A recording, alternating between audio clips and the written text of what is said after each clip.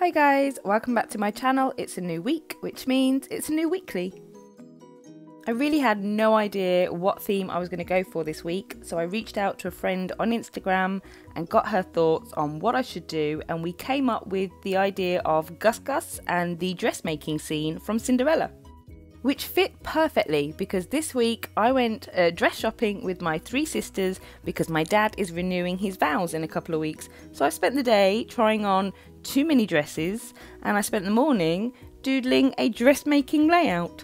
So it's been a perfect dress themed day.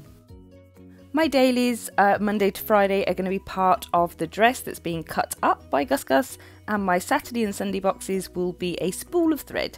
I'm going to get a little bit creative with the boxes down at the bottom, but for now it's about blocking in and setting everything out so that there's not too much white space, because we know how I feel about too much white space. I've had to switch my layout up slightly this week. If you saw my June plan with me pages, you will know that I did not set up a gratitude page this month like I've done for so many months previous. Instead, what I'm going to do is have a gratitude space in my weeklies. So rather than one page for the month, I will have seven things to be grateful for each week. So I need to add that somewhere into my weekly. I'm hoping that it will balance out the portion between how many doodles I've got on the page compared to how much writing and input I've got.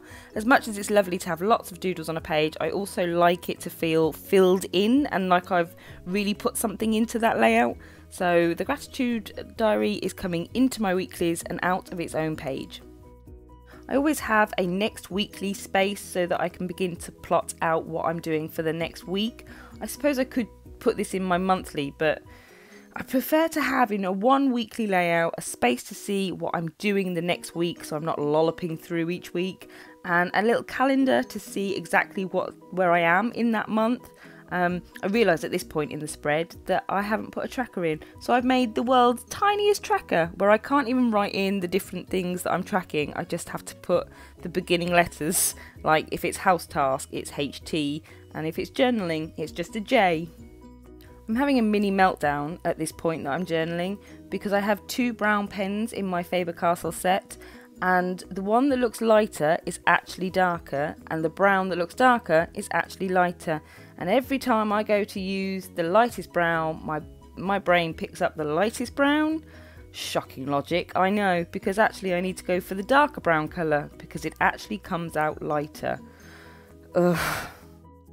But the beads, you will notice that I've done that trick again. I've done the 2/3 trick. It's quite a nice way of adding shading because with one coloured pen I can use the white background as a highlight. I can pencil in a green over the top, leaving that white strip, and then I can go back over again and put a second layer of green down, which effectively gives 3 layers, and I've only used one pen. I'm always excited to do the first weekly of a new month. I feel like once June's pages are all filled in, it's brilliant to look at, but then it's really good to get your teeth into a brand new weekly for a new month. I've got all of my July pages ready, so I feel really excited and motivated to get stuck in and start the month off. I know in a previous video I spoke about centering letters, and I've done exactly the same this week. I count up how many letters and spacing I want for each row, and then I find the center point of that page, and then the center letter or center space goes in, and I work outwards from that so that all my letters are as centered as they can be and that everything fits in. And because I've been doing a lettering challenge, I've decided to go in with a bit of slightly good, slightly still needs a lot of work type of lettering. So now I can finish every spread with filling in my days of the week, filling in my calendar, putting the gratitude header on as well as my next week space, and then this layout is good to go. I have 2 video options coming up, so I'd really appreciate your comments on which one you would prefer me to do. I've seen a planner tag that I'd really like to film a video on, and I know I've had some people asking my filming setup. So let me know down in the comments whether it should be planner tag or filming or both, but which one you'd like to see first. So thanks for watching guys, and I will see you hopefully next week with the video you choose, but I will see you on Sunday for a brand new weekly.